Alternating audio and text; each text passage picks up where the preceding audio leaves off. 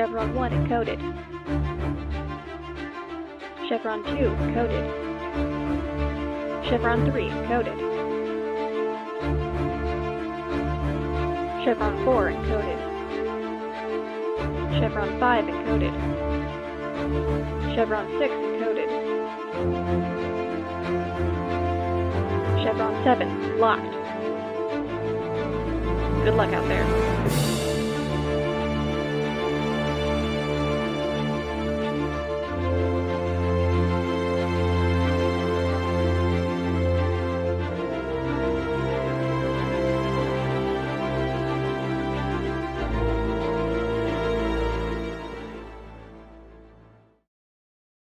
Hello and welcome everyone to our very first episode of Stargate Flames of Hope. We are here, we're ready to play, we're all very excited about this new campaign. So we're gonna go around, we're gonna say who we are, who we're playing, and well, maybe not too much about who we're playing, just give your character name. And we'll find out more as we go. I'm Lindy, I'll be playing Ixora, and yes, it's going to be a heckin' fun time. I'm just so excited.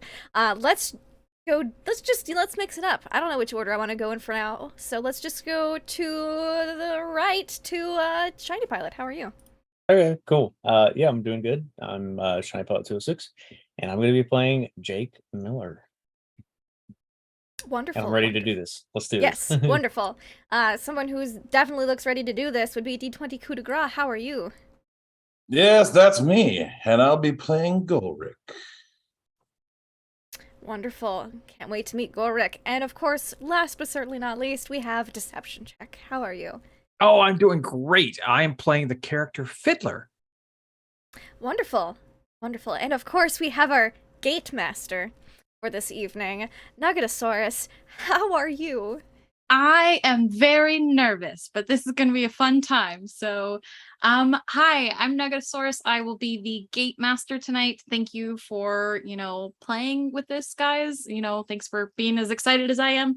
And yeah, we're going to start with just kind of a brief history. Well, it's a little bit of a lengthy history about the Stargate program. So, Earth's Stargate program was historically preceded by the unearthing of an ancient metallic ring during an Egyptian archaeological expedition in 1928 by Dr. Langford and his daughter Catherine. This seemingly unearthly artifact was adorned with symbols that were unrecognizable by scholars of that time, and it was accompanied by cover stones that displayed hieroglyphic texts describing the object as a Stargate. The device was brought to the United States to keep it out of Nazi hands and was later installed deep beneath Cheyenne Mountain in Colorado for further study.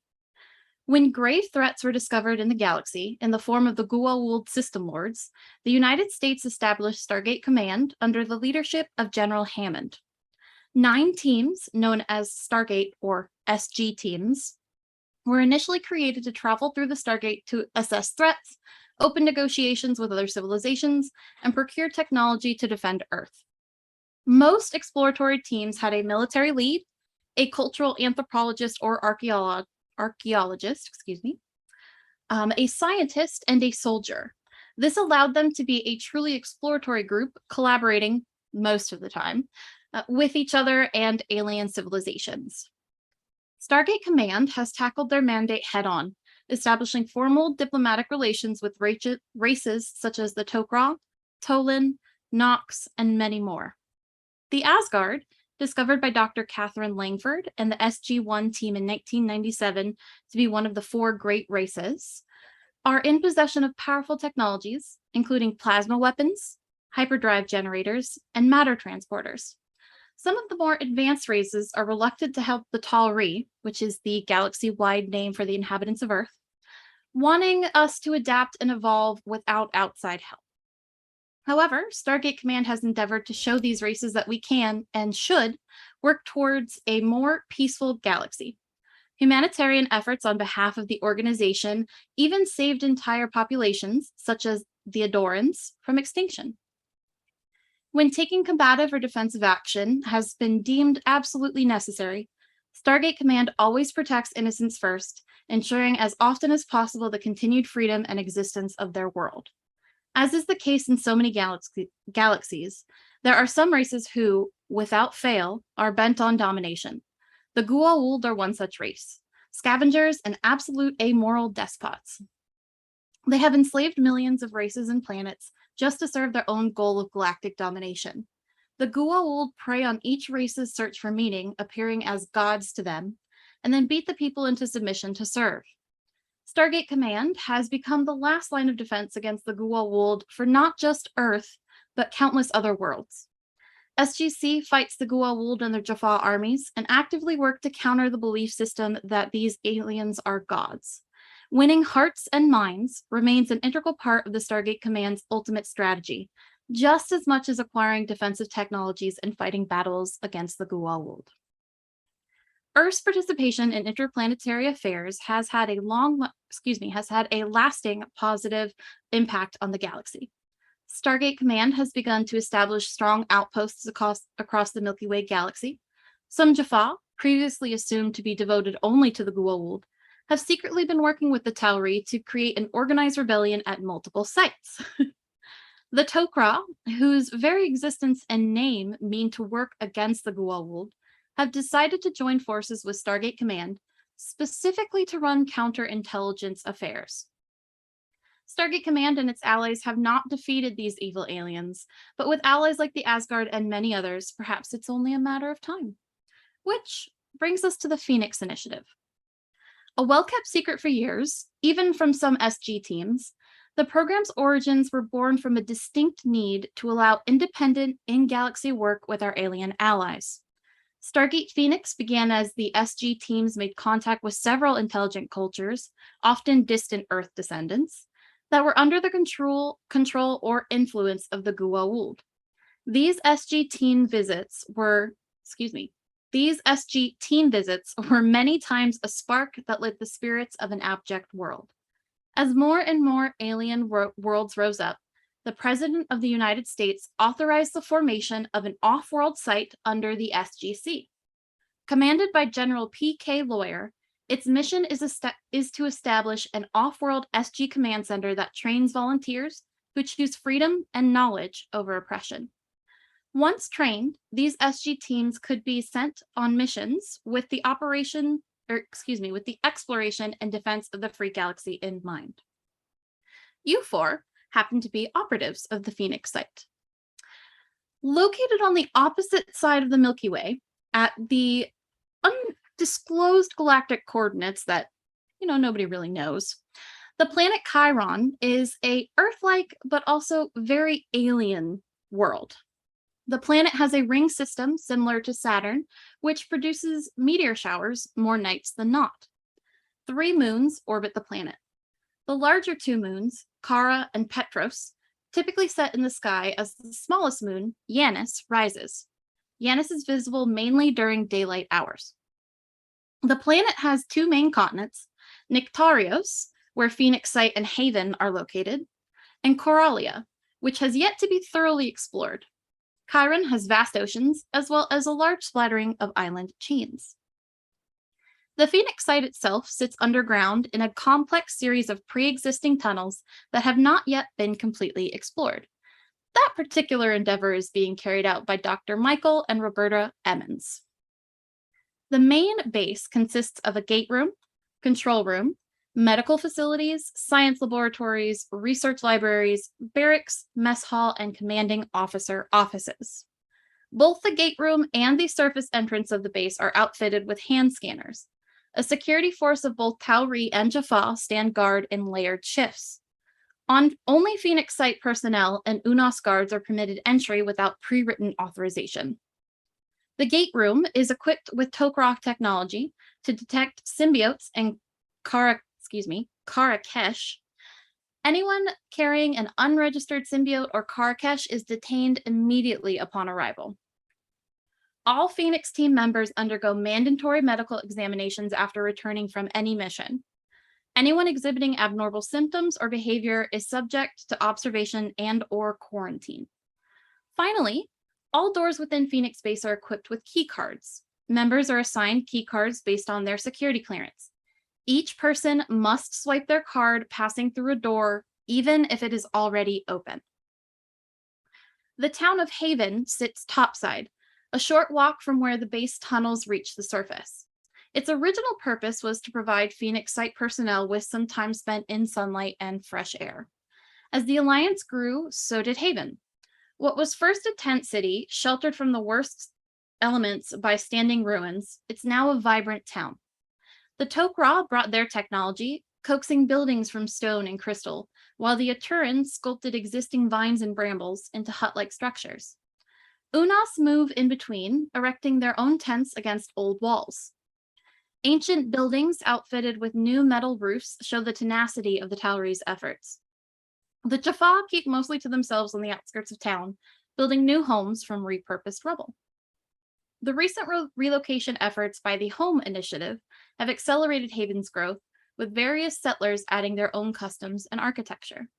The result is a beautifully diverse town. Due to its Mazpaz nature, the town has gained the unofficial name Fondue. Lastly, a vegetable and fruit garden grows just outside of Haven. The area deliberately sits between Haven and the entrance of the base to deter the town from expanding in that direction. It provides fresh produce for both the base and the town as well. Now, the four of you are fresh recruits to the Phoenix Site, and today is your very first day. For whatever reason, you were either assigned to this posting or volunteered on your own accord, or, maybe you were sent here as punishment. We don't know at this point. It's your very first day, and currently, you are standing in a large crowd within the gate room of the Phoenix base. Not too long ago, you stepped through the Stargate from SGC with a personal bag and a footlocker that was brought through for you. Not long after the Stargate shut down, you were led into a large auditorium like room with rows of chairs set out. As you settle, you see a man standing behind a podium and 5 people seated directly behind him. Along the right wall, you see a row of 7 people, all wearing various levels of uniform, though you notice each one of them has a patch on their jacket reading SGP1. Clearing his throat to command attention, the man behind the podium begins to speak. I need to grab his speech. Hold on one second. Welcome to the SG Phoenix Site. I am General PK Lawyer, and you either graduated top of your class or got into a hole so deep the only way out is a tour of duty on the other side of the Milky Way galaxy. I'll be frank. Do good work, and I don't care how you started. Now, I'm busy, so we're going to make this brief. As for the non-Tal'ri, welcome to the Phoenix Site. This alliance is critical to our survival, and I look forward to your participation. The exact location of Phoenix Site is a secret. You'll get the gate coordinates and a remote access device along with your IDC if you go off-world on a mission, but we won't tell you our galactic coordinates. I'm just going to be upfront right now, you will not know them. Now, if you're clever, you might be able to find out those coordinates if you go looking. Don't go looking. The Gua'ul do not know where we are, and our primary protection lies in keeping that way. Our secondary defense is the Iris and the finest Marines the USMC has to offer. Major Bell, our head of security, will bring you up to speed on our security protocols during your tour. I greet new arrivals personally because it's important that we understand each other. Rank being what it is, that means you need to understand me. Don't take offense, but I don't give a shit about your past. A good record is a bonus, but not a prerequisite for serving under me. If your record is less than stellar, bygones, I don't care. It's in the past. You get a clean slate here. Now, I do care about your present and your future. If you are injured or overworked, I want you to take the time off. If we find out that you are injured and overworked and you do not take the time off, there will be repercussions. If you envision yourself as a lead engineer, linguist, or commanding officer 5 years from now, let your handler know when you do your tour and get yourself working on that. They will let you know what courses you have that could possibly lead to that. You're putting your life on the line every day, every single time you step through the Stargate. And I need you to bring your A game. Follow orders, take care of your team members, and the US Air Force will take care of you.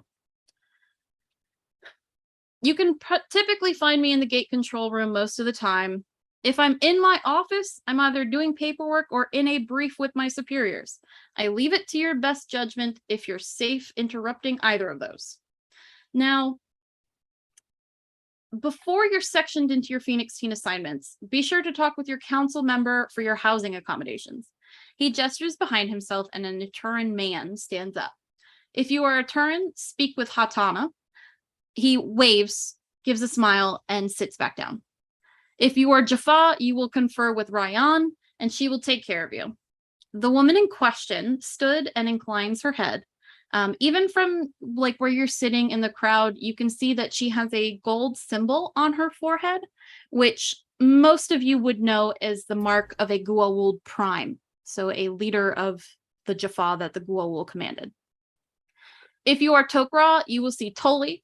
Her and her host Sulo will be able to get you situated. You see a woman stand, she inclines her head, and then she sits back down. If you are Unas, Raktor will be your liaison. A Unas woman in question does not stand, but she does offer a slight wave in greeting. Finally, if you are anything else, you will see Ambassador Kelly. She will coordinate anything you need. And the final person to stand up is a relatively short human woman. Most of the Tauri or Earth-based members here would recognize her. You are aware of Ambassador Kelly. She sits back down, gives a smile and a wave as well.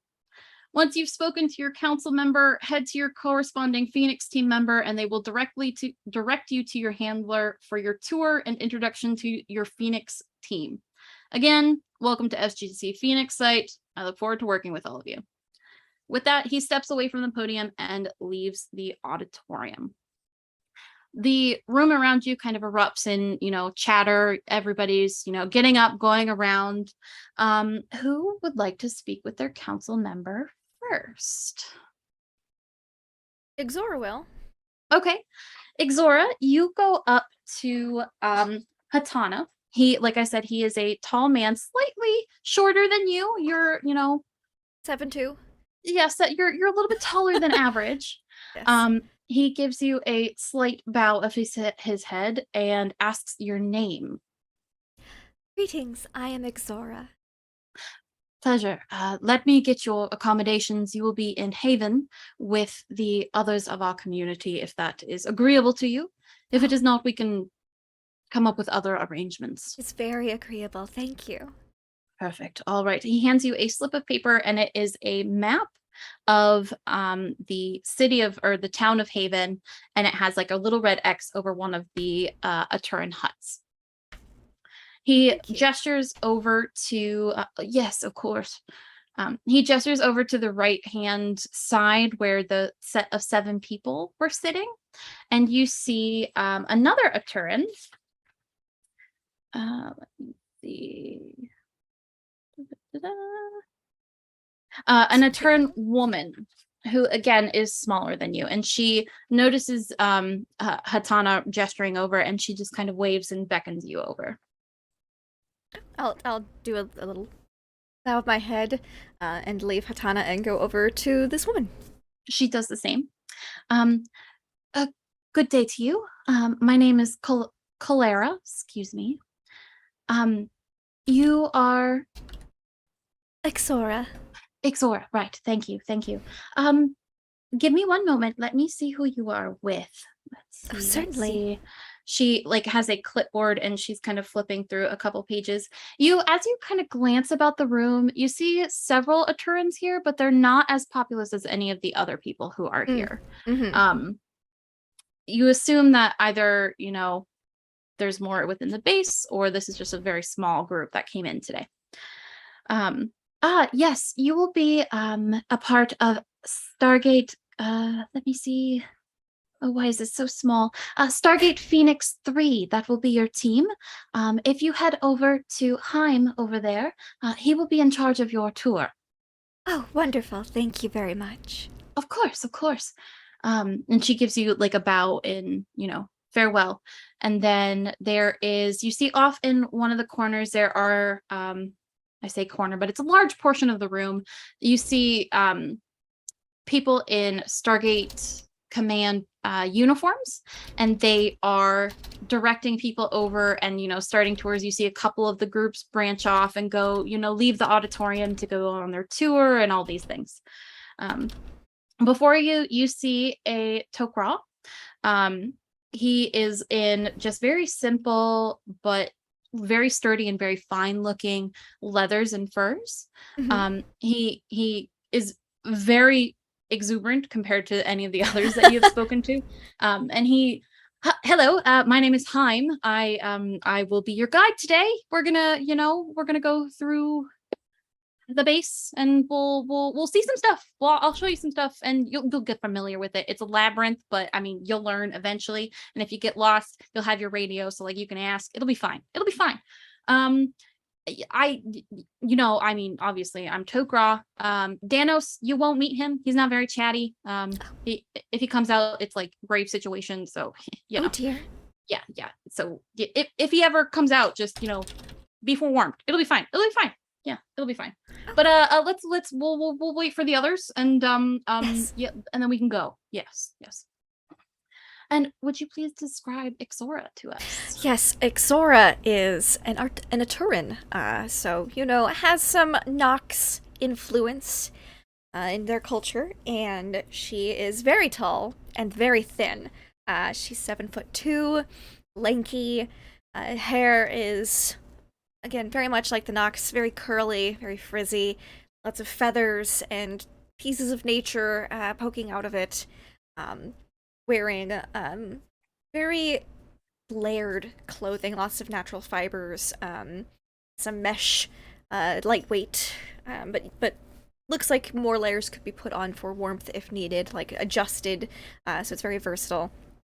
Earth tones, very reserved, very calm, standing, upright, happy to be here, and just very curious about everything that's going on. This is a very interesting place.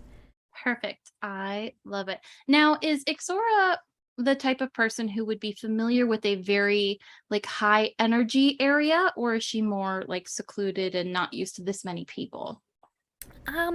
Well, she's a bit of a nerd. Okay. More likely to be found in a science lab or out on a site, perhaps observing nature or other elements, the stars. She has a lot of varieties of interest. Old dig sites, so probably not used to at least this many people in an enclosed space. All the Right. hustle and bustle is, there's not as much rush in science. You know what I'm saying? Yeah. Yeah. Yeah, and not only that, but the Aturans live a very peaceful, very calm Yes. lifestyle. Yes, they do. And yes, and they live in, big, wide, they live in nature. Mhm. You're not enclosed spaces like this are not normal in Aturan culture. So yeah, it's a little busy, it's a little crazy, a little hectic, but you'll get used to it, as Haim says. It'll be Yeah. fine. Yeah. Who would like to go next? Okay, Gorik. All right. Gorik will approach.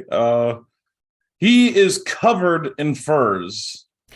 He has a hood on, but he takes off the hood, revealing that I forgot the symbol on the forehead, but his We can- has been played off, Oh, Ooh. okay. and he looks at the Jaffa Counselor. Yep. counselor in front of him. It looks at the symbol on her head, and then his teeth grind as his eyes slowly go towards her stomach, Mhm.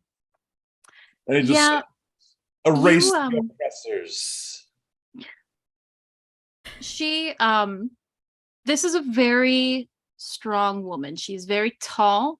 You can tell that she is used to fighting. She has some very prominent muscles. She is wearing very kind of like Haim, just very well put together leather not quite armor, but not quite clothes. It's kind of that weird mix in between.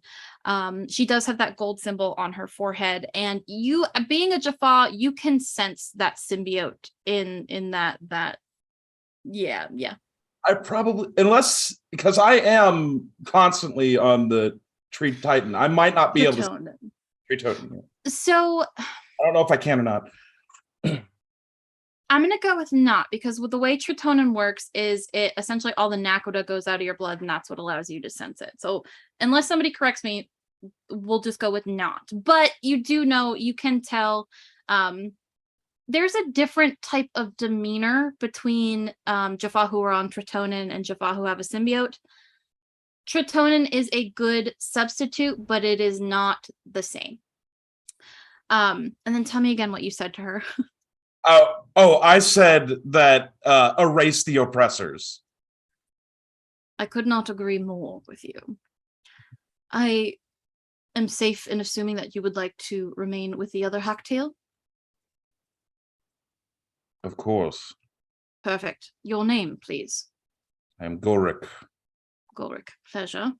And she goes through a list, finds your name, reads a couple things more, and then in the back of the clipboard, she pulls out the same thing that the other counselor pulled out for Ixora, a map of Haven, as you will soon come to know. And there is a X on one of the structures on this map. She gestures over to a very tall man that's over on that right hand side. That is one of those members of SGP-1. And she tells you, Atir will take care of your assignment for your Phoenix group. Thank you. Of course. Puts the paper in his pocket and heads over that way. As you leave, she kind of calls out and she's like, I know it's your first day, but we do have fighting pits up in Haven from time to time, just if you're interested at all. And then she lets you go. He takes note of this. Okay. Writes down. Yeah, fighting pits. You head over to the Jaffa man.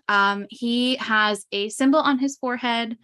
You recognize it as a symbol of Baal, which everyone is pretty much familiar that Baal is a very prominent antagonist of Stargate Command. His forces have been severely decimated, and obviously a lot of them have defected. Which Atir seems to be one of those. He greets you with a Jaffa Cree. Jaffa Cree. Your name? Gorik. Golric, pleasure. And he holds out his hand for a, like the, kind of thing. As your arms clasp, you get the sense that he does not have a symbiote. He seems to be on the same level as you. He might be one of the Tritonen Jaffa. He gestures over to where a human-looking man, you assume Tok'ra, based on the clothes, and a very tall Aturen woman are standing. You will be a member of SG Phoenix 3. Your guide will be Haim. He kind of like glances, like side-eyes Haim and looks back at you. He is Tok'ra, so be prepared for that. As a Jaffa. Sorry, what? One more time. As long as he doesn't die on me. But I don't think he should. Good. Right. He seems a little put off by it. Like he doesn't know what to say that. I'd be put off by me too. As a Jaffa, you know that the Jaffa and Tok'ra do not have the best relationship, but seem to be working it out here in the Phoenix Command. So he gives you a Ixora, I'm sorry, you would have been given a like a little backpack that had a uniform that you can wear later. You don't have to change it to it now, No. but I'm not gonna start stripping. Yeah, Some of my no, characters no. might. This one, no. You know, no. Uh, Gork, you were also given one of these bags.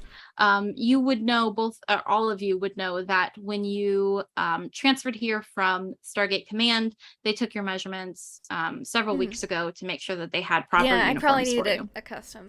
Yeah, you needed some tailoring. Yeah. He gestures over to Haim and essentially turns to the next person to start dealing with them. I'll head over that way and start changing into uniform immediately. Yeah, absolutely. Haim, as you come up, is like, "Oh, yeah, no, go for it. You don't have to right now, but I mean, yep, I'm gonna leave you to that." And he just kind of turns and looks away. To give a distraction, I during the briefing they mentioned if we had any aspirations of becoming linguists to speak with you. Yeah. You do you have any like linguistic background? Do you have anything in that, or are you brand new to it? I do know some archaeology, so it's not terribly Okay. far removed in order to assess ages of dig sites Yeah. and the like. Yeah. Yes. Yeah, like old languages and stuff. Yeah. Yes. Okay. Good. Yeah. No. Let me just put that. He's carrying a clipboard and he kind of We have writes a down a couple scientific and notes. cultural lean. Yeah. No. Perfect. You would want to talk to. I just imagine the scene is sideways, like with the two of them talking, and then Gorik in like the blurred background of the camera depth, like just changing. Yeah. Yeah, it's like a widescreen and it's like from the waist up kind of thing. Yep. Yeah.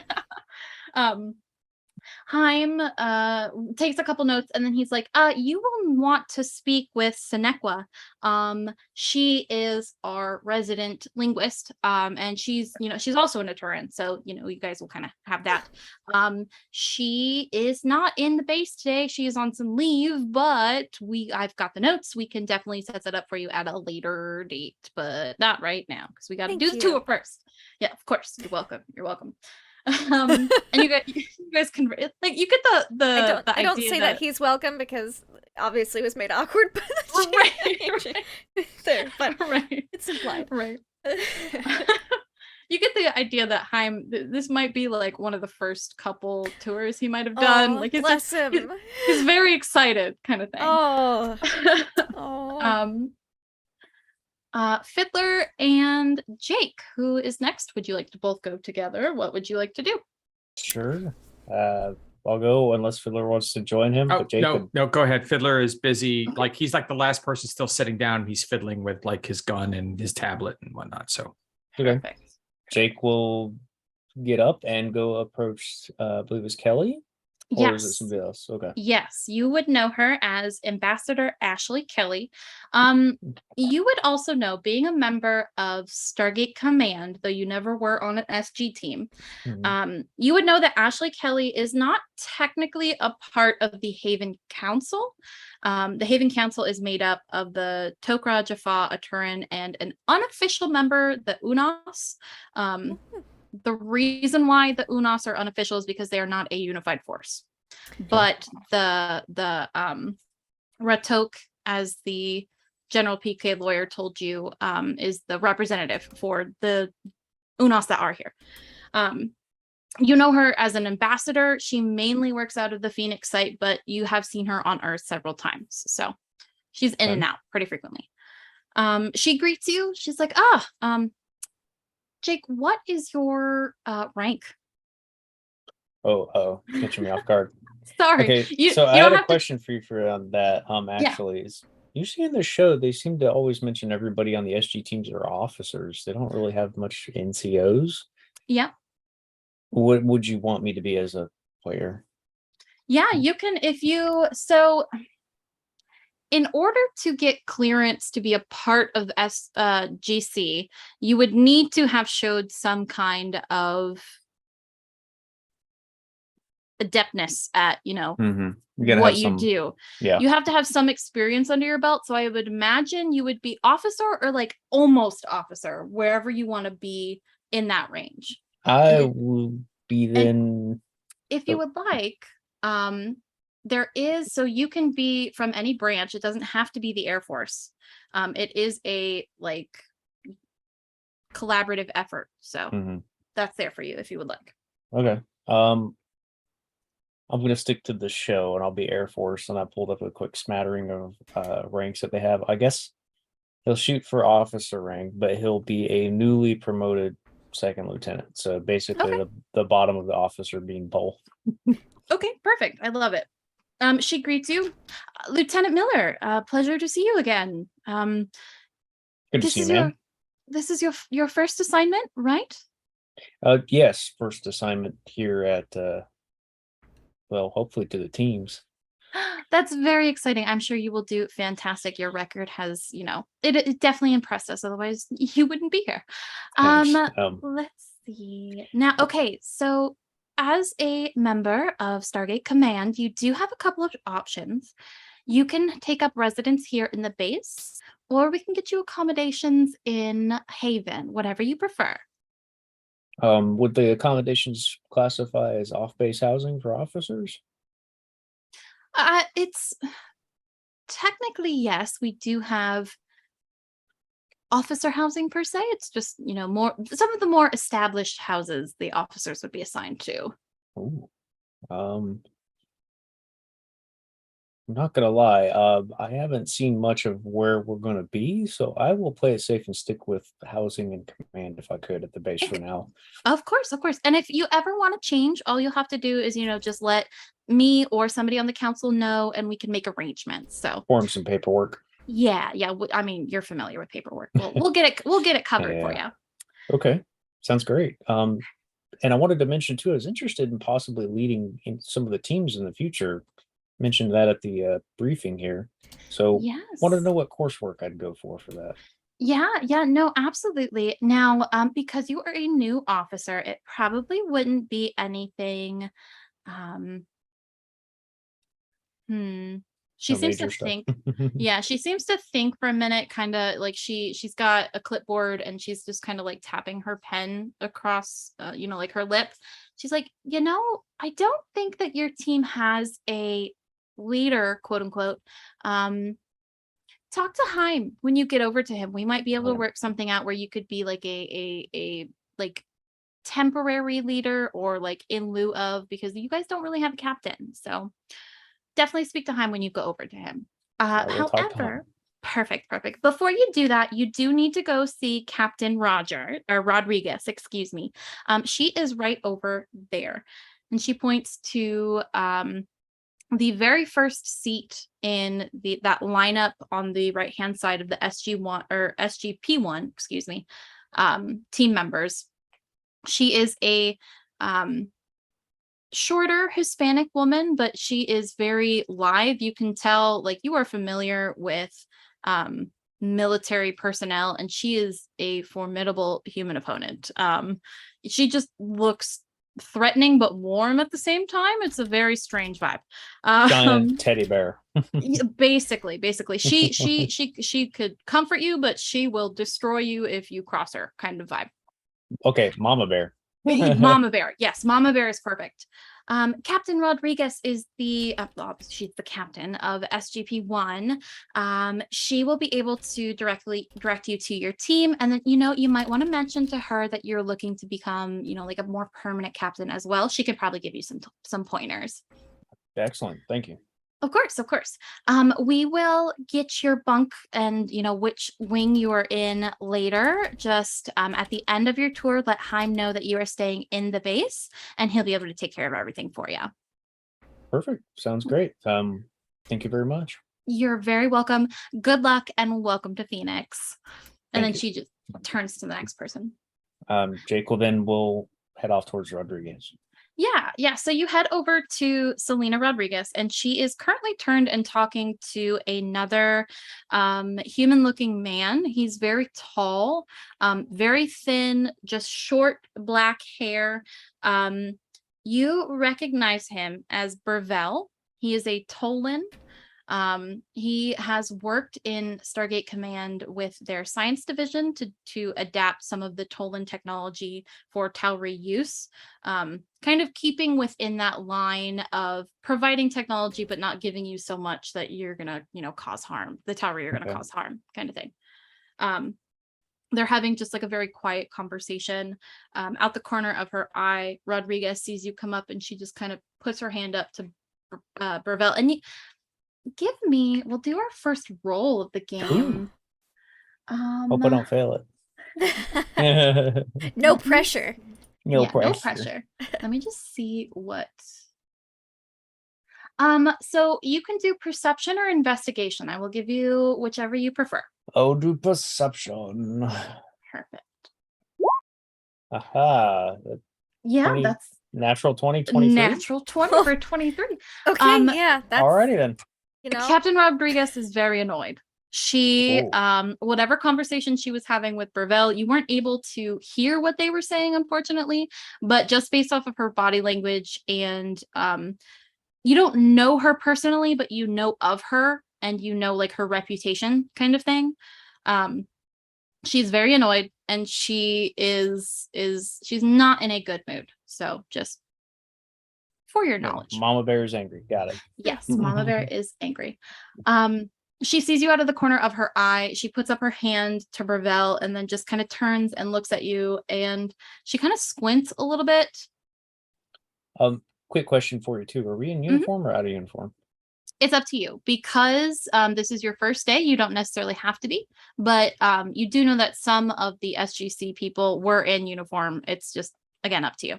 He'd probably just reflex, then snap to attention real quick with her in front of it. And if she looks at him and squints and acknowledges, and he would self-announce himself, Lieutenant Miller, for Rodriguez. Miller, right. Jake, yeah, is your first name? And she just Yes, kind of ma'am. gives you a salute kind of thing. You know that she is not Air Force. She is Marine Corps. Oof. She, like I said, she kind of squints at you. You introduce yourself, and she recognizes you. You don't know if it's from like reputation, if you guys have met before, or like maybe like a dossier or something like that. But she hands you a backpack that has that uniform. And she's like, "You're over with Heim." Thank you, ma'am. He grabs it quickly and to the point, slings it over his shoulder. If she has nothing else, though, is that it? Or She doesn't say anything else, but if you would like to, you are more than welcome to engage in conversation. he's doing the military officer thing where spoke if spoken to, if not, you're dismissed. Yeah. She sees you kind of like lingering there, and she's like, "You're dismissed if you want." Thank you, ma'am. He does a sharp about face and grabbing his pack, and then he'll step away from her and look at his folder with his backpack over his shoulder. Doesn't even acknowledge the backpack, just has it. Yeah. As you're turning away, and you did see that she motioned to Heim, and you have picked him out of the crowd with a half-naked Jaffa and a very tall Aturen woman. Perfect. You hear her turn back. Well, you assume she turns back because you're not looking at her, but you hear her speaking with Burvell, just very curtly, and she says, "Listen, I don't care what you think. That's not the way we do things, and that's not the way we're going to do it going forward." And you don't catch his response as you walk away. But like I said, you get the feeling that she was very, very annoyed, very on edge about something. Not sure what. You head over to Heim, unless there's anything else you want to do along the way. No, I'm good. I was typing notes down. Okay, yeah, no worries. You head over to Heim, and he sees you coming, and he just gives you a hi. I'm Heim. What's your name? You must be. Let me guess. Hold on. He looks at his list. Not Jake Miller. You're Jake Miller. Yes, sir. Perfect. How'd you do that? Hi. Dossiers. He shows you the clipboard, and it's got like names with like very, very tiny pictures. Can Jink squint in a little bit? Does he see anybody grouped together? Does he see him grouped with other people? Yeah, so you do see it's the sheet of paper that he has about 10 people, 10 little like mini dossiers on it. You see there is a group of 4 with you are a part of that group of 4, and then there is a group of 6 directly below that, and there's like a space to separate them, kind of thing. Right. You catch the visage of Goric and Ixora on there before he's turning it back. Yeah, Gorik, what kind of picture would Stargate Command have taken of you? Personnel file. Yeah, for your personnel file. Yes, Curious. looking very, very angry at the camera. Okay. Yeah, you get that, just a very, very angry face that you kind of connect as the half-naked Jaffa before he's turning that back. Jake Miller, that's you. You are with us. You are a member of Stargate Phoenix 3. You guys are 3. Yeah, thank you, Ixora. 3. Gotta remember that. Take it then, time that these are members of Phoenix 3. He points to Xora, Gord. Yeah. You guys want to introduce yourselves? Go for it. You guys are going to be a team. Jake, you guys are going to, you should get to know each other. And he kind of just like steps back. Jake could take the lead and go up to Xora first and just politely but respectfully and reach his hand out. Jake Miller, Lieutenant. We'll take it. Ixora doesn't have a ton of experience with humans, and so places the hand in like this rather than like like a handshake. He kind of he's to the out, but he kind of just twists it and just shake. Ixora. Good to meet you. Pleasure to And meet you. he turns to Gorik then, and he'll walk up to Gorik and reach his hand out. Lieutenant Jake Miller. Kind of looks down at your hand for a second, then shakes it and says, "You will help me train in Tal'ri weaponry."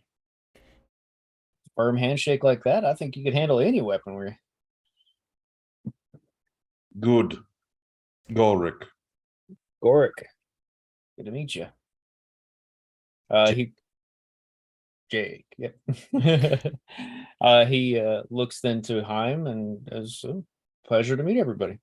Yeah, good. We are waiting on one more person. It does look like most of them are finished up. They should be coming relatively soon. So if you guys want, you can go through your packs. They just have 2 sets of uniforms as well as a dress uniform as well, if there's ever an occasion for that.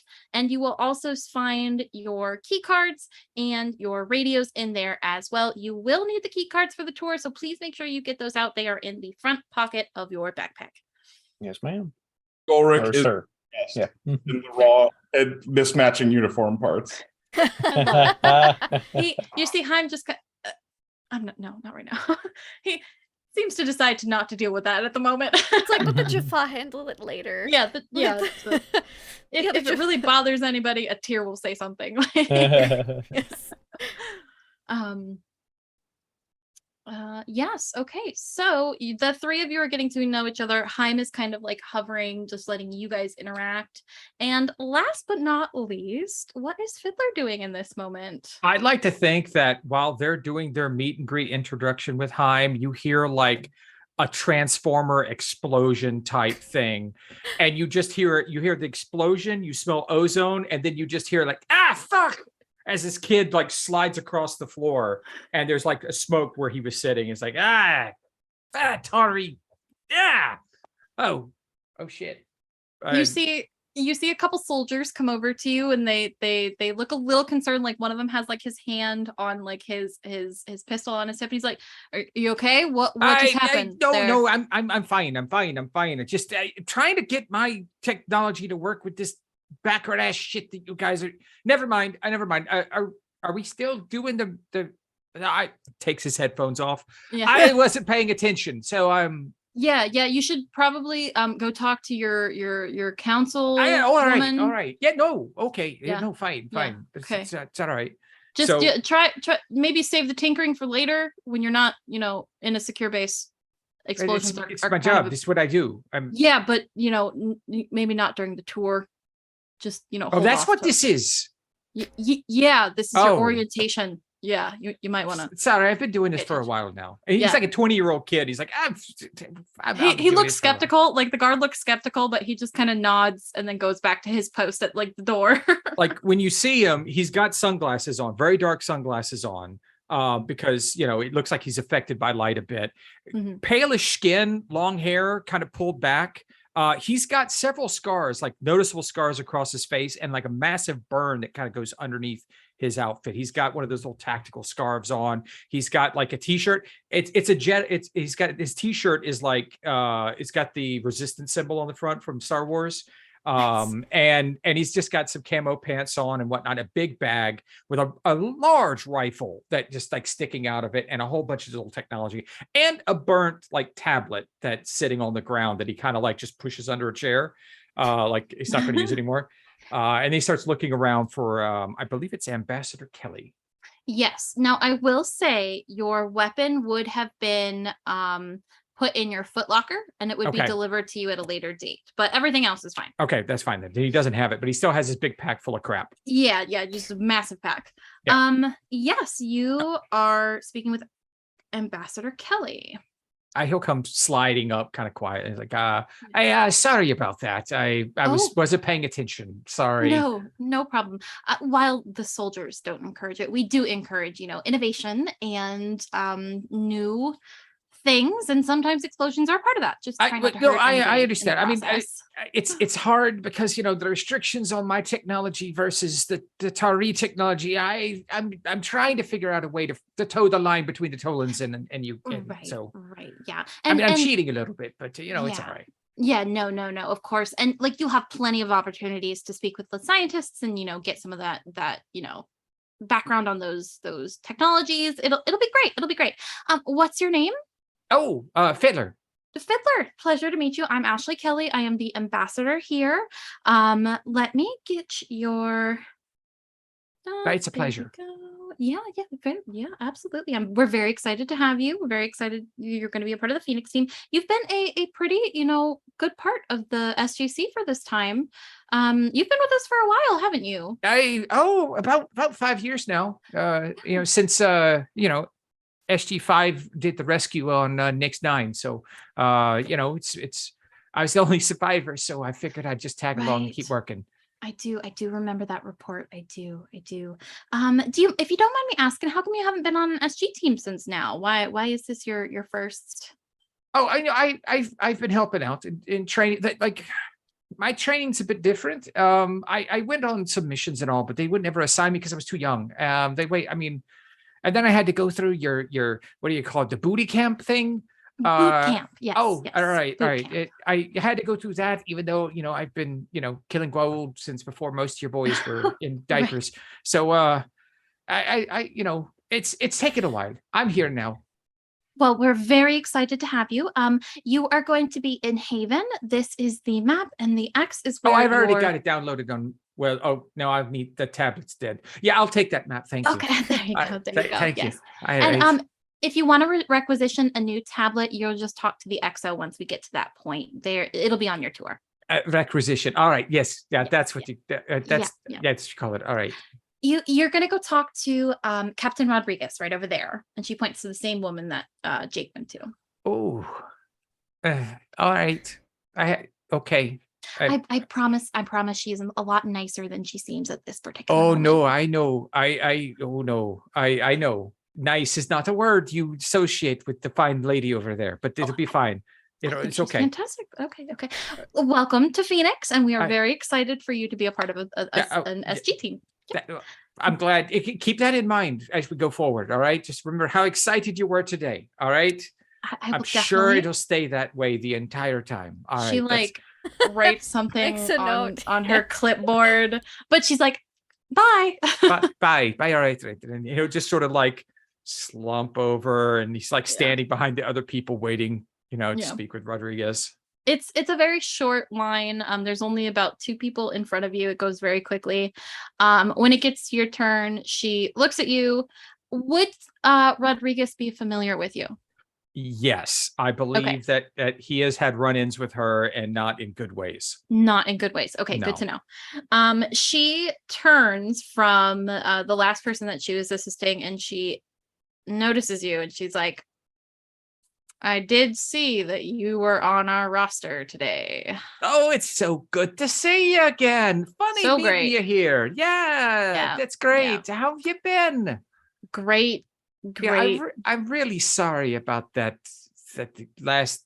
Never mind. We won't go over that. Yeah, you were very clear that I should not have done. Okay, let's just forget that happened again. yeah. Clean slate. Remember, I think I heard that over the year.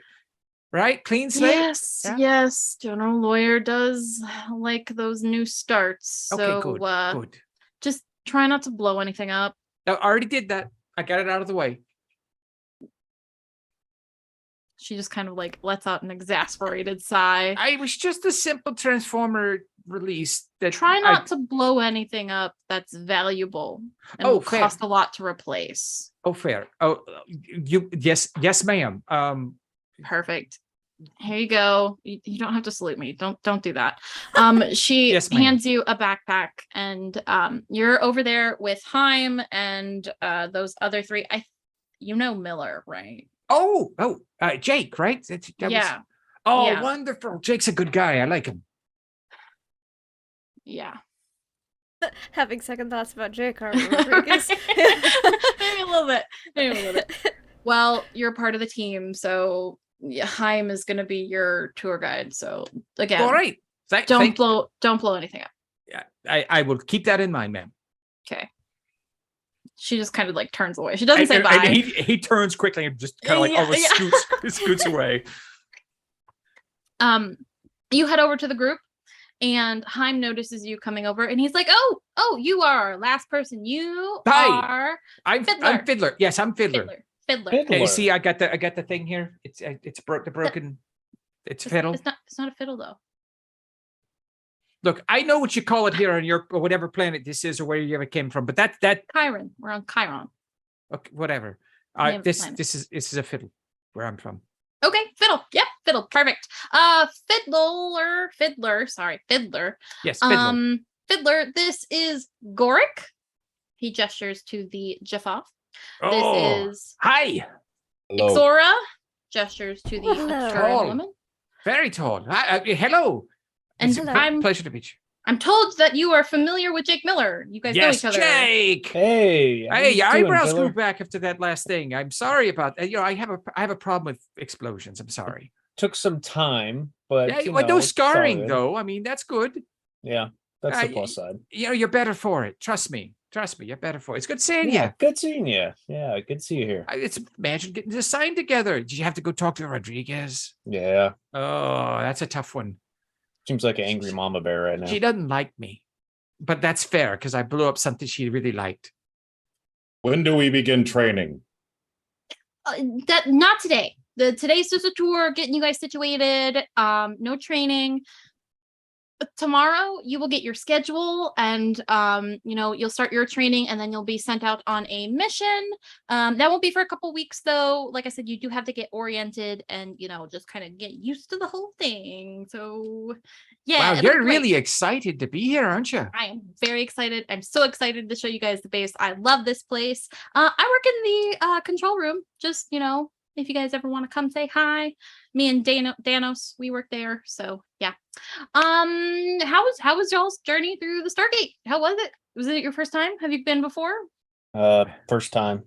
First time. Okay. Old hand. Okay. Oh, I've you've been done before. it before? Done before? Goric, you've been through the Stargate before? I'm gonna assume yes. Phenomenal. No, yeah, absolutely. Jake, how was it? Your first time? Little nauseating, but Yeah. really I threw up cool. my first time. Yeah. When I was a kid. yeah. Really? Is there a tape of that? I'd like to see it. I No. mean, hi. Yeah, no. No. That was like. No, I mean Jake. Oh, Jake. I don't know. You guys First. hold on. Probably Do you is. have a tablet? Do I have a tablet? Yeah, I've got a tablet. Oh, cool. Then be all right. Okay. Oh, look, it's you throwing up right there. Look at that. Hey. Now, that quick. Fiddler. Okay. How did you find that video? I just went through. I mean, I figure he's already had his password because he's been using it. So I just grabbed it and went through just a normal hierarchy because Tolan technology is a little bit of a higher technology than Tari, and so it was like just kind of like fiddle there. Would you like me to make a roll? Yes, make me a. I'll give you a choice. You can make an engineering or a science roll. It is a very low DC. Engineering. 21. Nice. Yeah, easy peasy. 2 seconds, you've got it up. There is a video of, Jake, you going through the Stargate. You see it's kind of like a split video. So it starts with an SGC camera and then it switches to an SGCP camera. You see, Jake, how would you have gone through the Stargate? Would you have been hesitant? Would you have tripped? Would you have... There would have been hesitancy and the classic looking at it as you walk up to it slowly, and then you see him inhale as he steps in like he's trying to hold his breath because he thinks it's water. But as he gets in, if he gets footage on the other side, there would be stumbling as he comes out the other end and a little bit of coughing and wheezing and hands on the knees and trying to shake his head, reorient himself, and kind of embarrassedly stand back up. Yeah, They're so cute the first time. Now, like a newborn baby deer. I just gently pat Jake Miller on the shoulder. Oh, here you go, hon. I'm sorry. Thanks for the tablet. Thank you. Yeah. No, that's fine. I don't know. We all do it. It's okay, Jake. I should probably lock my tablet. You should. He locks his tablet. Basic security is important. Yep. I can still get through it, but I mean, it's nice for you to try. Right. Okay. It's my job. That's what I do. Right. I just, tip for the future. You probably shouldn't, like break in or, get into. It was other. Does still somebody else's. Just, I asked you if I could use it. But you didn't even give me a chance to answer though. Like, because confidentiality. Were you going to say no? I mean, I do have confidential documents on this thing, so. But I wasn't looking at that. I know, but I didn't know that. Like it could have been. Anyway, where's the trust for a team here, right? I just met you, like. But I feel like I've known you my entire life. You remind me of people. Yeah, this is Haim. He's not part of our team just yet. He's the one taking us around. We're the team. Oh, sorry there. No, I mean, I felt a kinship with you already. Yeah, no. We'll all be friends. It'll be great. So again, I'm Haim. I am, as you can see, I am Tokra. Danos, you will not talk to him. He does not like to come out very often. When he does come out, it's probably a bad time. Bad things are happening, not a bad time. He's great. He's a great companion. But anyway, so like I said, I work in the gate control room. I am actually the lead gate operator. Congratulations. Thank you. That's actually thanks to Danos. Technically, Danos is the lead gate operator because like Tokra, he's very smart with technology. So I mean, I'm good with it because like we're the same person, but we're different people. Anyway, yeah. So, tell me a little bit about yourselves. Is this Jake? I know this is your first SG team. You too, Fiddler, first official SG team. Although you've been kind of doing some stuff with us. First official. I've been with the SG program for about 5 years now. Yeah. What about the rest of you? Like, why? Let me know why you joined the Stargate Phoenix initiative. Why?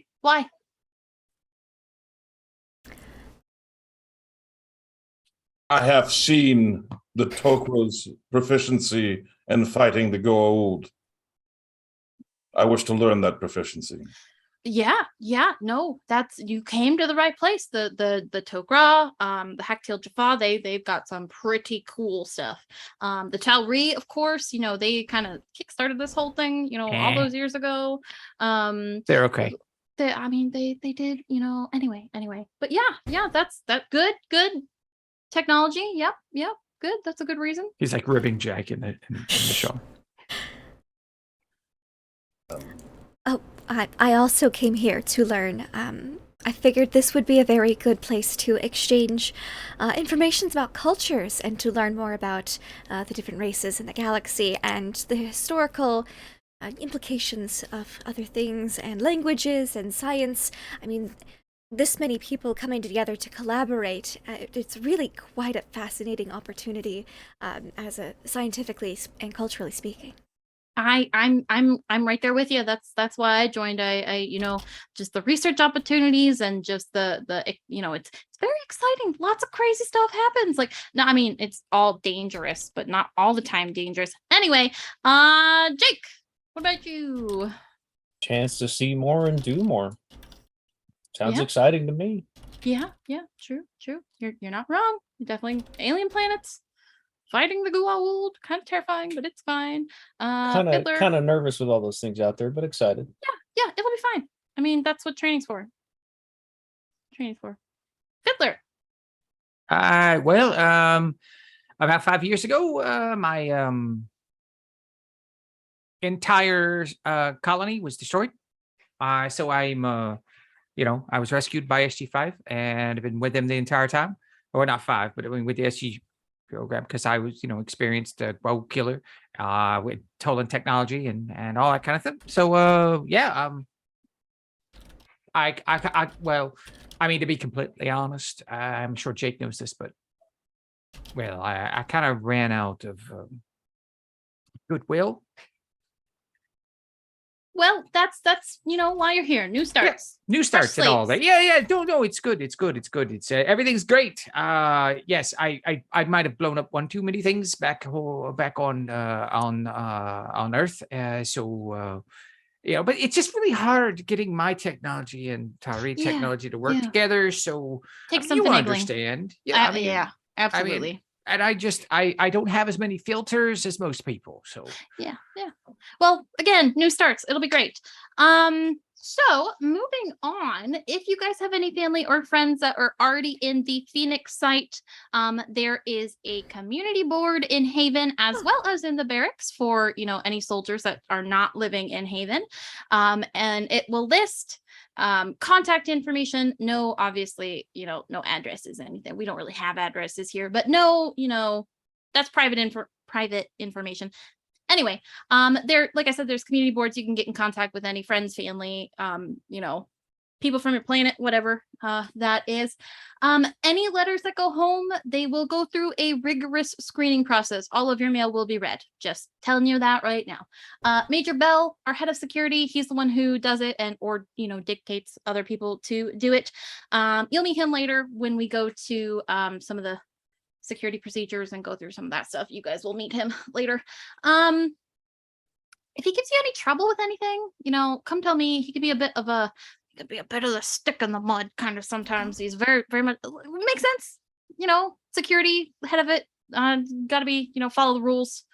Very important. But if he gives you any trouble, come talk to me or anybody really, and we can, work that out. Perhaps if he were not so muddy. Yeah. It would be a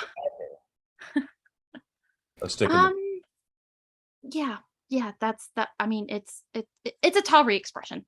Kind of loses its translation. It'll take a while to figure out most of them. Jake's pretty good at not using too many crazy ones, but a lot of those Tari like to use all these similes and metaphors and all this kind of stuff that makes no damn sense to anyone but them. Right. They do a lot. Now leave, okay? Right. If you want us to go already? No. If you want to take any leave, if you want to. Sorry. Yeah. If you want to go home or anything like that, you do have to put in a request. Gate travel is specifically for missions.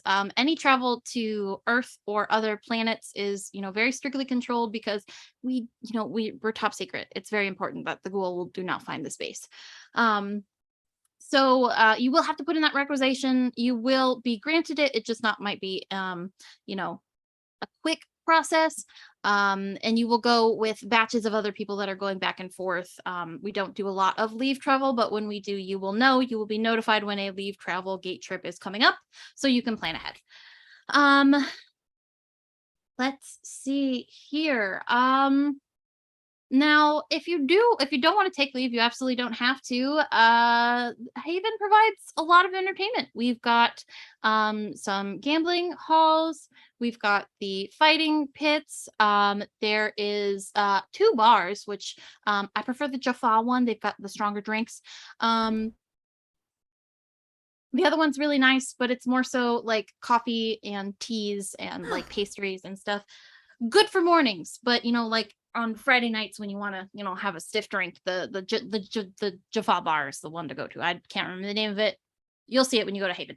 Anyway, You won't need to be in the gate room much unless you're going on an assignment. Harriman at the SGC, he was pretty lax about that. You know, he let people go in and out of the gate room as much as he wanted. But we like to keep the gate room clear because we do have, you know, sometimes there are emergencies. You know, it's better to have it clear. Better to have, you know, people not get caught in crossfire if anything happens. So yeah, let's go. We're gonna do a grand tour. So we're just gonna go through here, and he leads you out of the auditorium down a very long hallway and up a set of stairs where you come into the gate control room.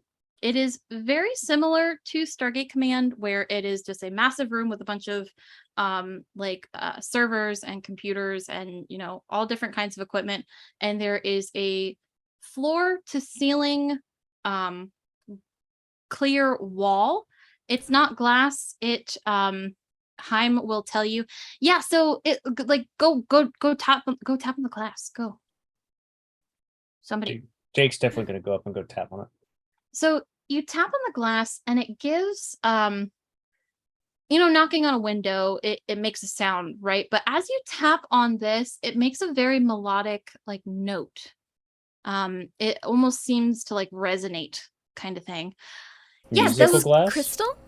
Kind of. Yeah. It's Tokra crystal. Actually, we grew it. We planted some of the seeds down, you know, at the bottom, and then we grew it up, and it's pretty much bulletproof. Not much can break through it. So that's kind of why we have it, because we don't, if the gate room is breached for any reason, we don't want, you know, everybody in here dying immediately. So yes, we've got that there. Yes, Fiddler. What about resonant frequencies? I mean, I understand your kinetic energies, but what if you came in with like a sound? Wouldn't it harmonize and crack the whole thing like a, you know, a wafer? Yeah, see, well, that used to happen a lot when like we were first developing the crystals, but we don't anymore. We got that out. So it still makes the sound, but it's solid. You can't like, it doesn't work. I don't know all of the stuff behind it. You'd have to talk to probably one of the other Tokra scientists. Danos just knows computers. Write something on his hand. Yeah. All right, thank you. Yeah, no, of course. That right there is the dialing computer. Do not under understand circumstances touch it. Don't ever. Danos will come out, and it's not a good time. Yeah, don't do that. You don't really. Well, you told me not to, so I mean, I was about to. It's yeah, well, don't. It's fine. So we do have the dialing computer, although Haven, or excuse me, Chiron does have a dial home device, a DHD. It is in, we've moved it and like rerouted some of the wiring and stuff. So it's in a separate room as kind of like an auxiliary, just in case anything happens to the dialing computer. So we're not like totally stuck here, which has happened at SGC a couple times where the dialing computer has issues and then you're stuck or you can't come back or things like that. So Jake Miller. Well, we have access to reading those formal reports so we can kind of know what we're getting into. Yeah. So depending on your level of clearance, which you guys don't have super high clearance right now, but you will have clearance for you know, mission reports of the types of missions that you guys will be going on, you know, similar things that might have happened, any pertinent mission reports, even if they are a higher classified level, you will be allowed to read them, because there are certain things that you guys need to know in order to operate within the Phoenix Alliance. So again, that'll all happen during your orientation weeks and, you know, all that training. So don't worry about those now.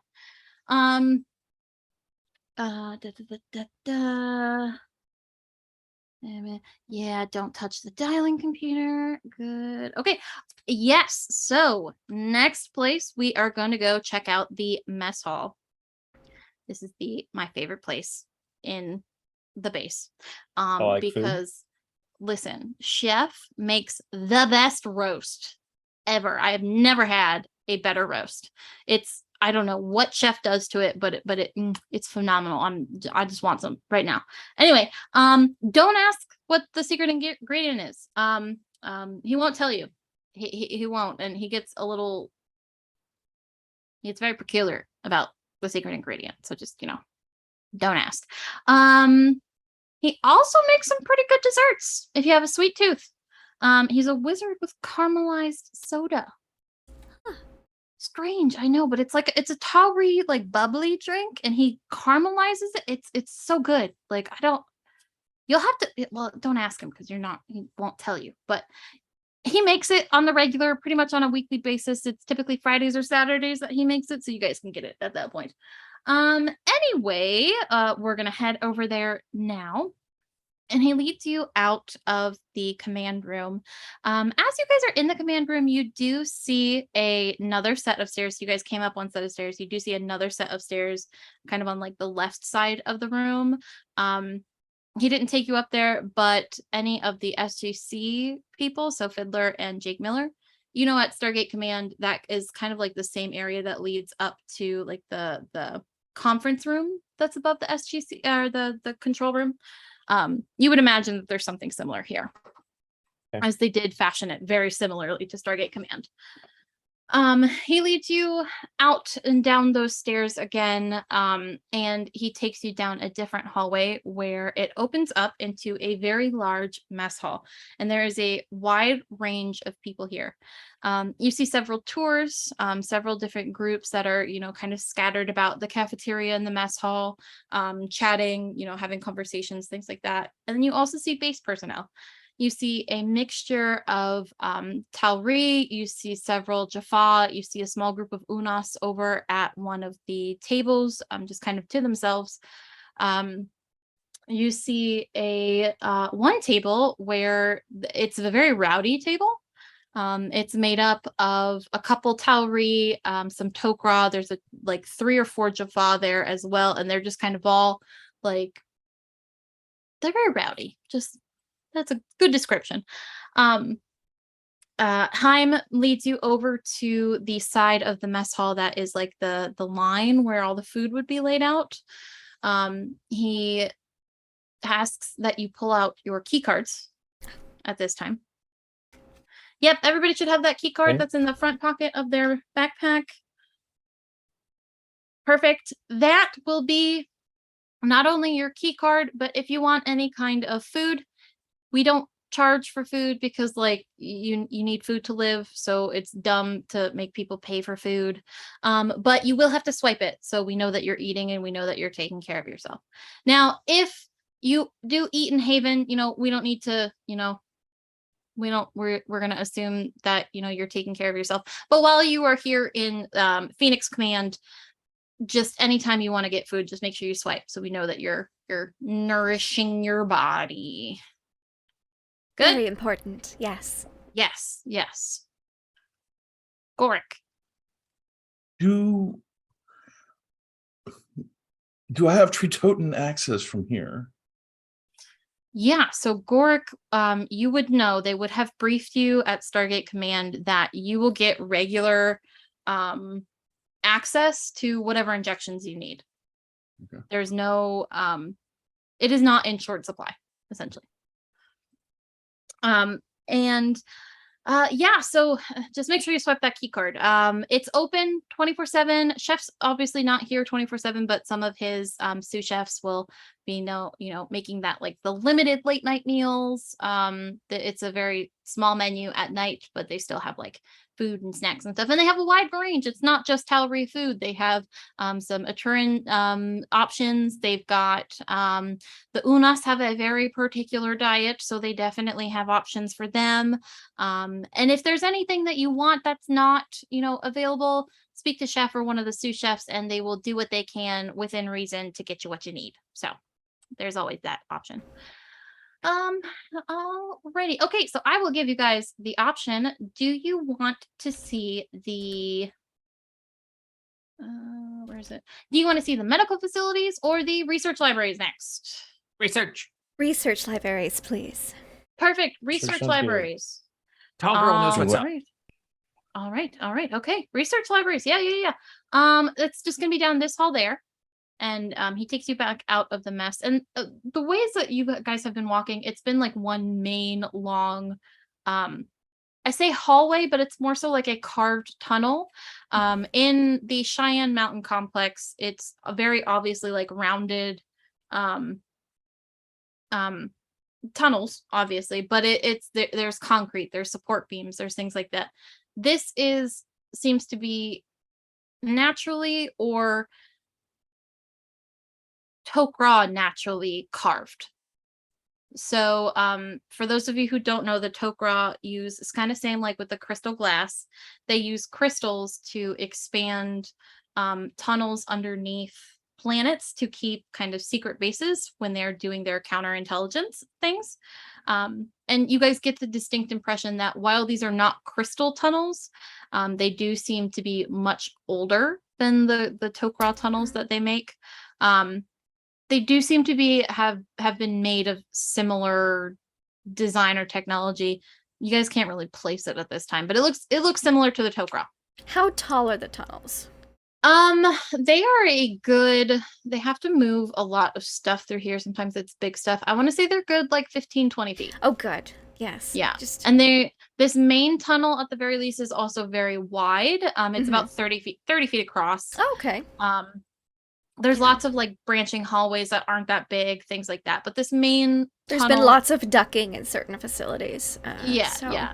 You imagine that because they are dealing with so many different, cultures and races that they have been very accommodating. Oh, good. Good. With their It's reassuring. Well, yeah. My noggin very much. Yeah. You pretty much won't have to worry about that at all in the base. So he leads you down that main corridor and he takes you to a quieter part of the complex. It's not as busy here. And as you guys kind of approach, the hubbub of the main complex kind of fades away, and you guys just hear like very faint footsteps and very faint, conversations behind some like in hallways and behind some doors. It's not as crazy, quote unquote, here as it is in the main complex.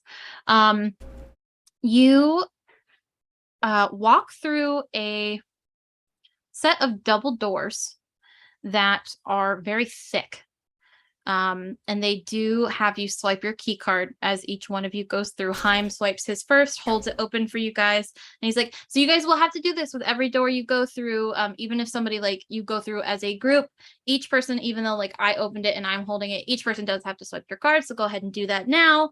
And he has you guys, get that practice as you go through. And you are in a very large space. Give me just 1 second. I have to find my Just because Gorik is unaccustomed to this, he's always swiping like 3 or 4 times. Yes. Ixora does it too slow sometimes, like to make sure that it is done properly and it doesn't take, and so has to repeat it a little faster, like once or twice. And Haim obviously, like when you do it, so he'll be like, you can't do it fast, but you can't do it slow. It's got to be like a mix in between. He'll like instruct you on how to do that. This will take practice. Yeah, you'll get used to it. Like I said, the more time you spend here, you'll get used to it. Yes. So you come into a very large, very cavernous room. So that main tunnel was big. This cave is bigger. Oh. You imagine that you're pretty deep underground for this cave to be this big and not have to worry about like the ceiling caving in kind of thing. You see rows and rows of like library book stacks. There is a wide range of artifacts, books, like you see about like stacks of paper with what looks to be like handwritten reports. As he's leading you through, you see like scrolls on like some kind of papyrus kind of paper like thing. And he's like, so don't touch anything while we're in here, because you guys technically don't have access and don't have the ability to check anything out or take anything off of the shelves at this time. But welcome. why is that? So this is the Ash Archives. It stands for the Ashurbanipal Strategic Historical Archive. Essentially, it's our dedicated research wing at the Phoenix site. The primary purpose is to maintain Stargate Command's off-world research backup. And as a secondary function, Phoenix teams can access, vital research and information while we conduct, future research in the laboratories that are in the Ash Wing. So we will obtain access at some point. Yes, you will. Just moving from thing to thing, like taking it all in while she can before we have to move on. Yeah, like Fiddler is like right behind her. It's like, oh, did you see that one? That one looks like it'd be fun. Yeah, and he essentially. So as you guys we're swiping in your cards, you see that you guys have green cards. And you see that Heim's card is we would have green cards for new. Yeah. Heim's card is orange. It's like a very, very rich orange color. So once you guys get your orange cards, you guys will be able to go in. But again, like I said, you won't get that till the end of your training. And you guys start doing more research on things. If you would like early access, I know some of you guys are researchers. You can talk to the XO at the end of our tour, and they can see what they can do about maybe like speeding up that part of the orientation. Okay. So what Exor is going to do, hearing those words, is going to look for something interesting. If they're that maybe she knows a fair bit about, or already, or maybe doesn't have a lot of notes on it, like next to it, so that Ixora can make a good argument for the XO later. Like, oh, you really want to give me early access because I noticed this thing, and who knows what else you might have in there. And so is there like a type of role I could make to pick out an item in particular? Absolutely. So I will give you can make either a investigation or a science check, whichever you prefer. Let's do just investigation for now. Keep it basic. Nat 20. This bodes well for us. Yes. Or terribly. One of the two. So we're burning through them all, so. Yes. So, you kind of step away from the rest of the group as Heim is talking and, kind of like explaining how things are going, and he's showing everybody like, oh, this is an Altarian android remnants from a Tok'ra ship that needed to repair itself after a conflict with the Goa'uld. It was discovered that the crashed spaceship like had markings similar to the Altarians, and he's just kind of like going off about that. You step away and you walk down essentially like the next aisle, and as you are going, you're not touching anything, but I'm behaving. Yeah. Is Ixora the type of person where like she won't touch anything, but she'll like her hands will kind of like hover over it, kind of thing? Definitely. Okay, yeah. So you are doing that, and you stop. You're not particularly looking at it, but you feel like just this very faint tingle on the tips of your fingers. And you turn and you look and you see that there is a box. It's not open. You're not entirely sure what's in it, but it has a label that says Ancient Viewfinder. Oh, interesting. Yes, it says Ancient Viewfinder. And you see that the box is made of with a natural 20, you can see that it's made of pure Naquita. Oh, interesting. Yes. Which, for those of you who are not familiar with Stargate and its lore, Naquita is what the Stargates are made out of, and it is a very rare and valuable metal, essentially. This box is made out of pure Naquita, and you see that it has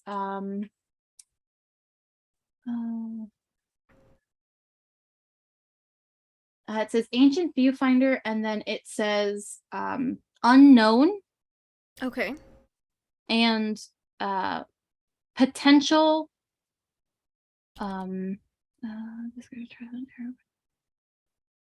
potential recon uses. Okay. And that is what you get from that. Without opening the box, that is what you get. Oh, it's so tempting to open the box. But I was told not to touch a thing. Ever heard of Pandora's box? Yes. Yes. Now, also with the natural 20, Oh. the thing directly next to it, you see a mask. Ooh. Masks are fun. Or terrifying. There's no in Or between, terrifying. really. It so it's like an oval shaped face. Okay. The features are very angular but muted. The Okay. title on the little card says Burial Mask of System Lord Sentiult. Spelled CENTEOTL.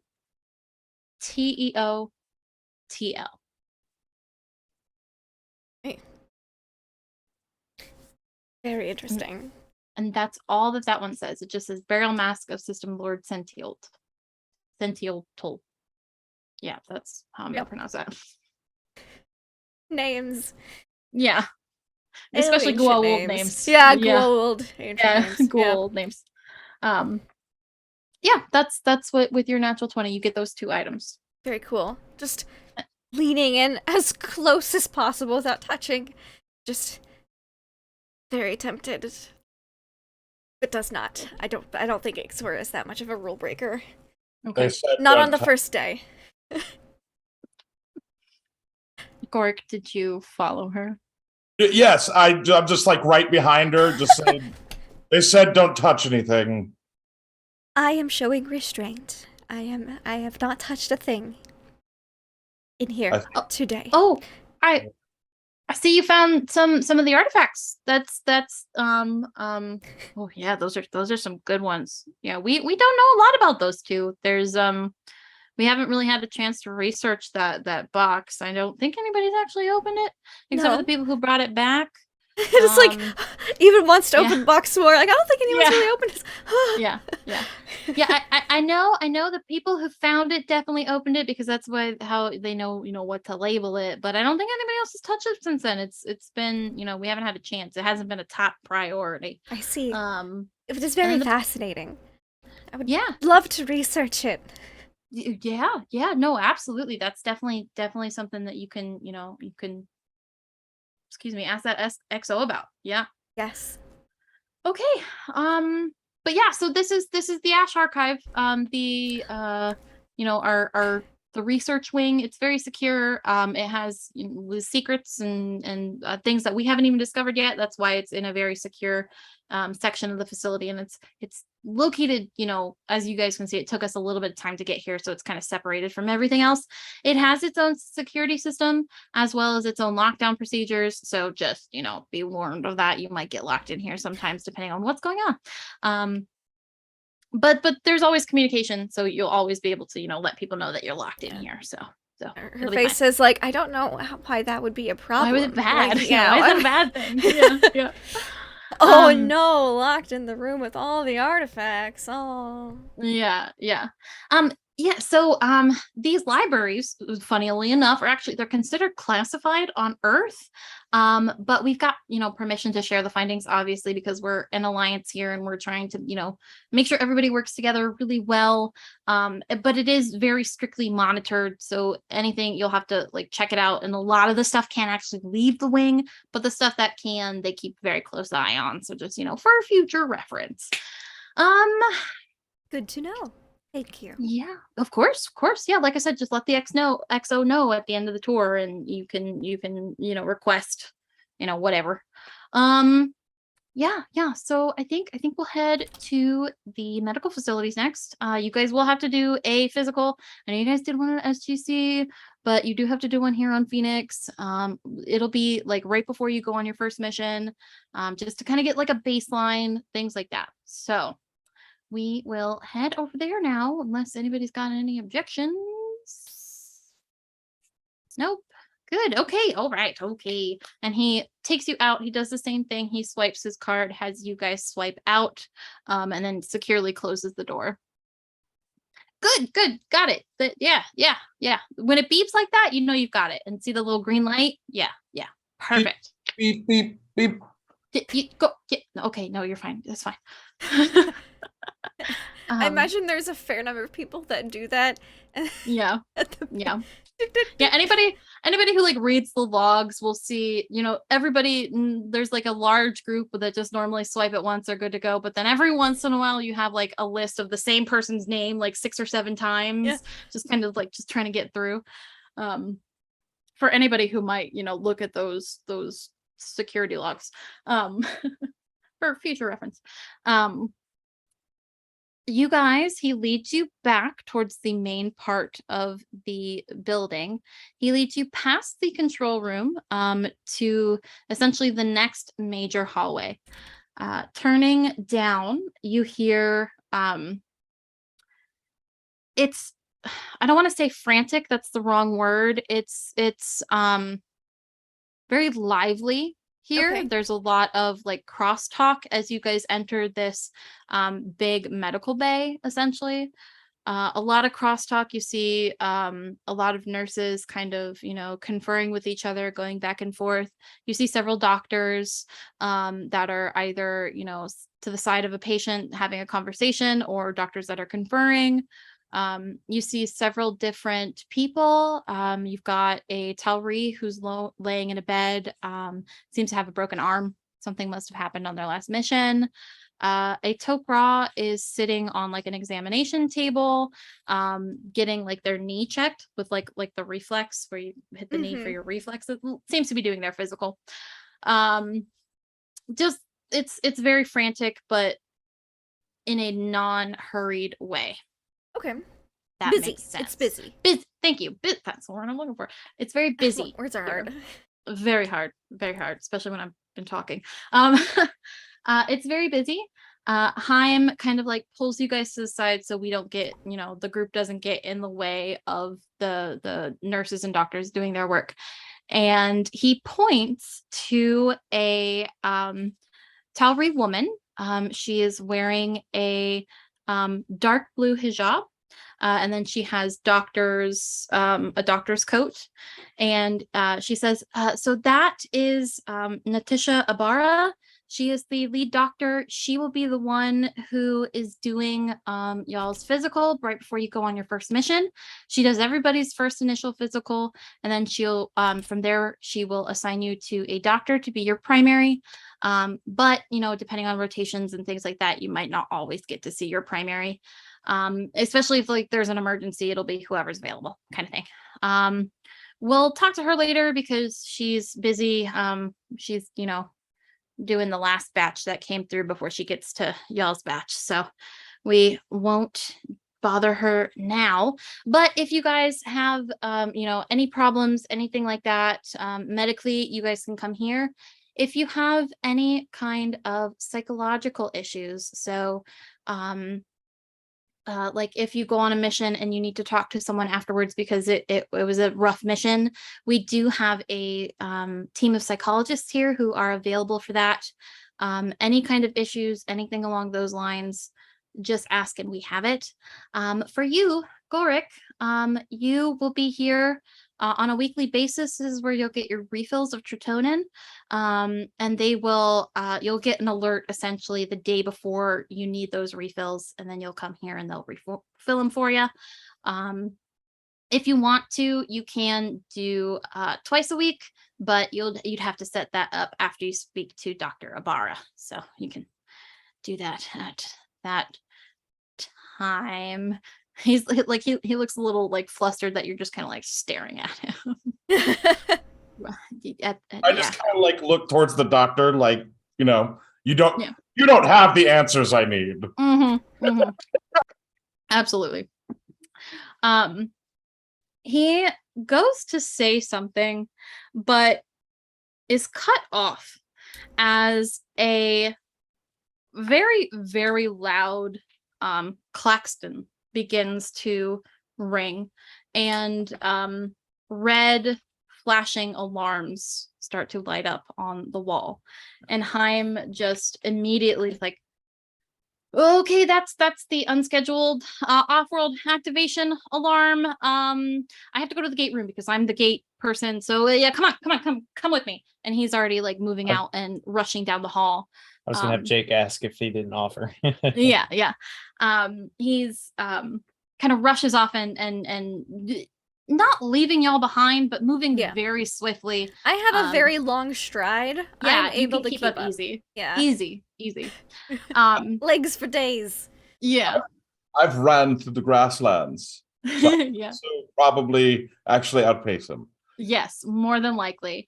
And you guys were just in the gate room or the control room, so you know where it is. Swipe a few times to get through. Yeah. As you swipe and enter, you see that Heim in his rush does not swipe his card, but given the circumstances, you guys assume it's fine. You hear I'm like, yeah. And I mean, they'll explain that if that ever happens, if there is ever an emergency, as long as you let someone know. He would have Okay. explained that to you previously. Yes. You hear That's the player in me going, sus. Ixora's Yeah. fine. Ixora's like, Yeah. oh, whatever. Yeah, no, he would have explained to you when he was explaining the key cards that if there is ever an emergency and you have to, go through, just let someone know at the end of the emergency, and it shouldn't be an issue. The 5 of you hear the tail end of a transmission. You hear through a radio, you hear taking heavy fire. There's like a large or a loud crackling sound out of nowhere. We could, and you hear heavy gunfire through the transmission. Requesting, and then the transmission cuts off. You see in the room that there are several technicians, as well as General Lawyer has come down. You see him emerging from that stairwell that was on the left-hand side, and he not snaps, but he gestures to one of the technicians like, all right, what happened? What's going on? The technician turns. We just got an unscheduled activation from. Hold on, I need to figure out which SG team it is. 1 second. Ooh. SGP. We just got an unscheduled activation from SGP 12. They were supposedly meeting up with a friendly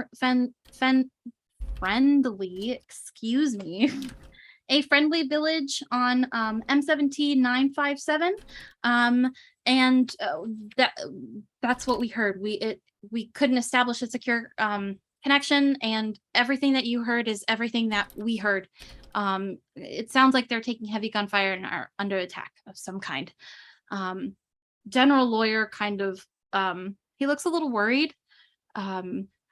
He turns to Heim. Get me those gate readings. Let's make sure they came from the place that we thought they were coming from. Make sure you have that printout ready in the next 10 minutes. And Heim goes over to the computer, and Heim, before he turns, you guys see his eyes flash golden. And then he turns and goes to the computer. And for those of you who are familiar with Tok'ra, you assume that is Danos taking over as he goes to the computer. General Lawyer turns to the 4 of you. Well, this is going to be a trial by fire for the 4 of you. You're here. You're available. Gear up. You guys are going to go as a rescue mission. So, Yes, sir.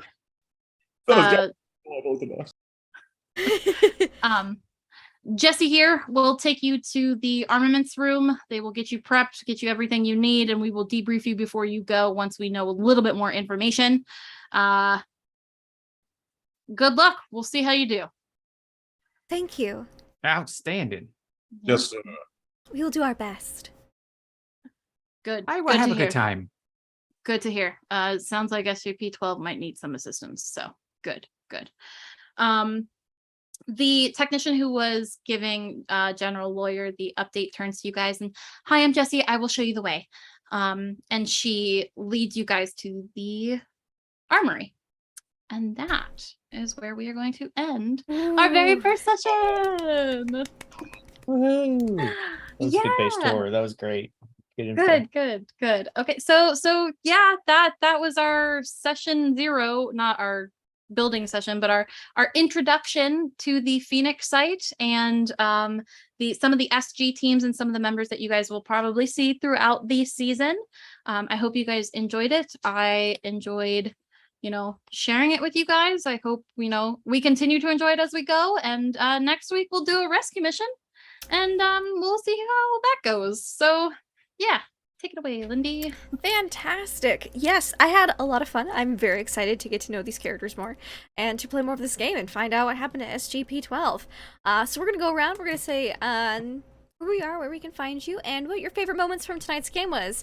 I'll give our gate master a bit of a break from talking, and we'll start off with, we'll go in reverse order. Fiddler, how was today for you? Fiddler's happy. This was a good time. I got to blow something up. I got to make people uncomfortable, and I got to be uncomfortable myself. So it was a good time. So yeah, I had a good time with Fiddler. I'm Deception Check. You can find me here on Mondays doing Mondays in Exandria, the new batch. We are just rescued Kiana from the creepy farm and the arm monster. Yes. That was a lot of fun. That was good times. So yeah, we'll be heading back to Jagal next week, I think, and getting ready to move forward with the story finally. Tuesday's here doing this wonderful Stargate story. I cannot wait. This is good. I can't wait to see how Gorik, the straight guy, is going to turn out here with the rest of the silliness here. So and then Saturdays when we have aliens, when producer Trav comes back to us, please come back to us, producer Trav, so we can have our aliens game. Favorite part tonight, Gorik stripping. That was exactly what we needed. Gorik stripping in the middle of everything. Yes. That's going to be a lot of fun. Cannot wait. Thank you. Thank you. Someone had to do it, and that someone was Gorik. How was tonight for you? Oh, very good. Yes, I'm playing Gorik. And I'm D20 Coup de Grace. You can find me here Monday, Tuesdays, and sometimes on Saturdays in our alien game. You can find me here most of the week playing GTA RP. Unfortunately, tomorrow I'll be traveling, but after that, I should be back in the game. Let's see. My favorite part was the emergency transmission. It was pretty dang good. It gave me goosebumps, so I like that. And yeah, I can't wait to see what this universe has to offer. Wonderful. Someone who loves seeing what universes have to offer is Jake Miller. Oh yeah, definitely. That's what I like, is the stories and the stuff. It's definitely hype. Favorite part was the transmission coming in. Probably because we've been watching so much Stargate SG1 recap again. Yeah. But it's like, yeah, the To sirens, educate the me. klaxons are going off. It's like, yeah. So anyways, yeah, I look forward to developing the character. I look forward to working with all these characters too. It's gonna be fun. So thank you. Thank you. And that would leave me next to our gate master. How was tonight for you? That was good. I'm glad you guys liked it because I was nervous as fuck. So good. Yeah, I'm Nagatosaurus. I am the Gate Master tonight. You can find me here also on Mondays, playing in our Mondays in Exandria, the new batch game. As well as you can find me here tomorrow night for our penultimate Good Society episode, which things are happening. I might be the secret, child of a king. We'll see what happens, and somebody might die for me. It's gonna be a great time. It'll be great. You can also find me here on the occasional Saturday when we play Aliens, when that happens. I have to agree, my favorite part was Gorik stripping. Yes. I wasn't expecting it, but I should have, knowing y'all, it should have expected something like that. But, it was great. It was great. I'm very excited to share this story with you guys. I do have a full season, because the campaigns are called seasons, a full season planned, and there'll be a chance to do a wide range of things, from battle to archaeological digs to maybe some space Corvette races. I don't know, we'll see. And yeah, I'm thanks for watching, thanks for hanging out, thanks for playing. You guys are great. Love you guys. Very excited. Thank you. I too am very excited, and my favorite moments was Gorik stripping. Also enjoyed just some of the little things like figuring out what Jake Miller's rank was, what branch he was, and then like interacting with Mama Bear Marine, and then immediately Fiddler going up to the same Marine and it not going particularly well, not bad, but not well. Also, me rereading about my race's info before playing and realizing that the average height is about between 6.5 and 7 feet tall, and went, well, damn, I'm tall. Okay. I'm here for this, so that was exciting, and the intro, because that was